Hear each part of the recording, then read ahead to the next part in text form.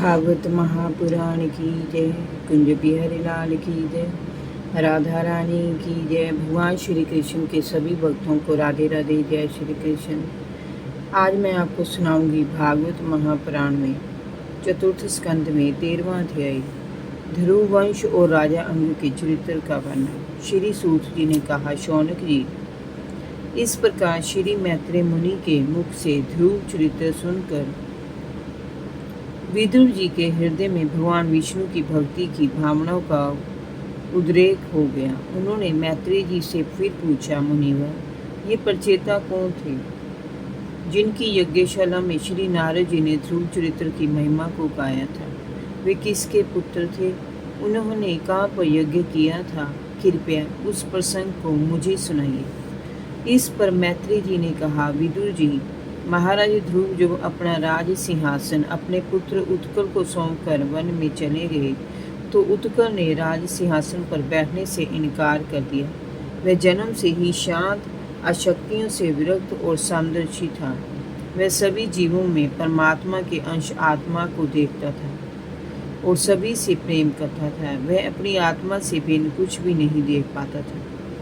वह ज्ञानी नहीं था। जब उसे राज संभालते नहीं देखा तो मंत्रियों ने उसे मूर्ख और पागल समझकर उसके छोटे भाई भरमी के पुत्र वत्सर को राजा बना दिया। वत्सर की पत्नी सवरवी के गर्भ से प्रष्पारण, तिगम केतु, ईश, पूरज, वसु और जय नाम के 6 पुत्र हुए। प्रष्पारण की 2 पत्नियां थीं, प्रभा और दोषा। उनमें प्रभा से प्रांत, मध्या और साय 3 पुत्र हुए और दोषा ने प्रदोष, निशीत और व्ययुष्ट को जन्म दिया। व्ययुष्ट की पत्नी पुष्करणी से सर्वतेजा नामक पुत्र उत्पन्न हुआ। सर्वतेजा की पत्नी अकुति से चशु नामक पुत्र उत्पन्न हुआ। चाशुष मनवंतर में ये चशु ही मनु हुआ था।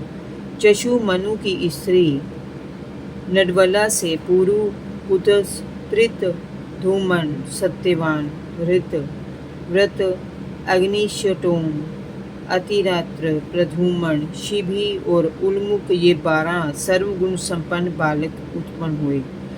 इनमें उल्मुख ने अपनी पत्नी पुष्करणी से अंग, सुमना, ख्याति, करतु, अंगीरा और गय ये 6 उत्तम पुत्र प्राप्त किए। अंग की पत्नी सुनीता ने क्रूर कर्मा वेन को जन्म दिया, जिसकी दृष्टता से परेशान होकर राजश्री अंग नगर छोड़कर चले गए थे। विदुर जी, मुनियों के वाक्य व्रज के समान अमोघ होते हैं, उनकी कोई काट नहीं होती। राजश्री अंग ने कुपित होकर वेन को शाप दिया तो वह मर गया। तब किसी राजा के ना रहने के कारण प्रजा में लूट मार की घटनाएं होने लगी। ये देखकर उन्होंने वेन की दाहिनी भुजा का मंथन किया, जिससे भगवान विष्णु के अवतार महाराज पृथु का जन्म हुआ। विदुर जी ने पूछा, विप्रवर, महाराज अंग तो बड़े ही शील स्वभाव वाले थे, फिर उनके यहाँ वेन जैसा दुष्ट पुत्र उत्पन्न कैसे हुआ? वेन ने भी ऐसा क्या पाप किया था जो उसे शाप का फल भोगना पड़ा? प्रजा का तो ये कर्तव्य होता है कि वह अपने राजा के पापों को छिपाने का कार्य करे, क्योंकि राजा अपने प्रभाव से 8 लोकपालों के तेज को धारण करने वाला होता है। आप तो सब कुछ जानते हैं मुनिवर, कृपया वेन की करतूतों के बारे में मुझे बताइए। श्री मैत्रेय जी ने कहा, विदुर जी, एक बार उल्मुख पुत्र राजा अंग ने प्रचेता के रूप में अश्वमेध यज्ञ का अनुष्ठान किया था। नारद जी ने इसी यज्ञ में श्री हरि विष्णु की स्तुति में श्लोक पढ़े थे। इस यज्ञ में वेदों के ज्ञाता ब्राह्मणों के कहने पर भी देवता लोग नहीं आए। तब यज्ञकर्ता ब्राह्मणों ने विस्मित होकर राजा अंग से कहा कि आहुतियों के रूप में जो घी यज्ञ कुंड में डाला जा रहा है उसे देवगण स्वीकार नहीं कर रहे हैं। हम जानते हैं कि आपकी हवन सामग्री दूषित नहीं है, वेद मंत्रों का उच्चारण भी दोषयुक्त नहीं है। सभी कर्म शुद्धता के साथ किए जा रहे हैं। नियमों का पालन भी ठीक है। देवताओं का किंचित भी अपमान इस यज्ञ में नहीं किया गया है, फिर भी देवता लोग अपना भाग क्यों नहीं ले रहे हैं? ब्राह्मणों की बात सुनकर यजमान प्रचेता अंग बहुत उदास हो गए। उन्होंने याजकों की अनुमति से मौन तोड़ते हुए उपस्थित सदस्यों से पूछा, सदस्यगण, देवता लोग आवाहन करने पर भी यज्ञ में नहीं आ रहे हैं। वे ना तो सोम पात्र ग्रहण करते हैं और ना अपना भाग ही ले रहे हैं। ऐसा उनसे क्या अपराध हो गया है? सदस्यों ने राजा अंग से कहा, राजन, इस जन्म में तो आपसे किंचित भी कोई अपराध नहीं हुआ, किंतु पूर्व जन्म में आपसे एक अपराध अवश्य हुआ है, जिसके कारण सर्वगुण संपन्न होने पर भी आप पुत्रहीन हैं। इसीलिए पहले आप सुपुत्र प्राप्त करने के लिए यज्ञ कीजिए। भगवान आपको पुत्र अवश्य देंगे। जब संतान की इच्छा से साक्षात यज्ञ पुरुष श्री हरि का आह्वान किया जाएगा, तब देवता लोग समय ही अपना अपना यज्ञ भाग ग्रहण करेंगे। भगत जिस वस्तु की कामना करते हैं, श्री हरि उसे वह पदार्थ अवश्य देते हैं। जो भगत जिस प्रकार से श्री हरि विष्णु की आराधना करते हैं, उसे उसी की इच्छा के अनुसार फल प्राप्त होता है। विदु जी, इस प्रकार राजा अंग ने पहले पुत्र प्राप्ति के लिए निश्चय किया। उन्होंने यज्ञ रूप श्री विष्णु को पुरोडास नामक चरु समर्पित किया। उन्होंने जैसे ही अग्नि में आहुति डाली, उससे अग्नि और भी तीव्र होकर जलने लगी। तभी अग्नि के मध्य से सोने का हार पहने तथा शुभ वस्त्रों से सुशोभित एक पुरुष प्रकट हुआ।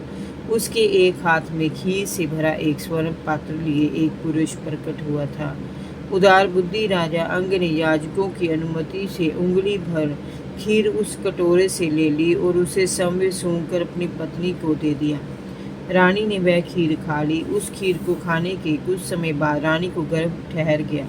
उस गर्भ से रानी को यथा समय एक पुत्र प्राप्त हुआ। वह बालक जन्म से धर्म वंश में उत्पन्न अपने नाना मृत्यु का अनुगामी था। उसकी माता सुनीला मृत्यु की ही पुत्री थी। वह बालक युवा हुआ तो रोज वन में जाता और बाघों की हत्या की जगह भोले भाले निर्दोष हरिणों की हत्या कर देता था। उसे देखते ही वनवासी लोग वेन आया कहकर भयभीत हो जाते थे। वह ऐसा क्रूर और निर्दय था कि मैदान में खेलते हुए अपने हम वयस्क बालकों को निर्दयता के साथ पटक कर मार डालता था। महाराज अंग ने उसे सुधारने का बहुत प्रयत्न किया, परंतु वे उसे सुमार्ग पर लाने में समर्थ नहीं हुए। इससे उन्हें बड़ा दुख हुआ। उन्होंने सोचा कि जिस कपूत की करनी से माता पिता को असहनीय दुख उठाना पड़े और उनका सारा सुयश मिट्टी में मिल जाए तथा अधर्म का भागी होना पड़े, तो ऐसे कपूत के होने से ना होना ही अच्छा है। ऐसे सोचते सोचते महाराज को रात में नींद नहीं आई। वे रात भर बेचैनी से करवटें बदलते रहे। गृहस्थी से उनका मन विरक्त हो गया। रात्रि के तीसरे प्रहर में उन्होंने चुपचाप राजमहल छोड़ दिया और वन को चले गए। मंत्री ने उन्हें बहुत ढूंढा, पर उनका कहीं पता नहीं चल पाया। हारकर वे सभी नगर में लौट आए। सारी प्रजा दुख में पागल सी हो रही थी, परंतु वेन को अपने पिता के नाम मिल पाने की कोई चिंता नहीं थी। उल्टे वह तो मन ही मन प्रसन्न हो रहा था कि पिता से उसका पीछा छूटा। अब खुलकर वह राज सुख का भोग करेगा और उसके जो मन में आएगा करेगा। अपनी माता की उसे जरा भी चिंता नहीं थी। जय जय श्री राधे। भागवत महापुराण की जय। भगवान श्री कृष्ण के सभी भक्तों को राधे राधे। जय श्री कृष्ण।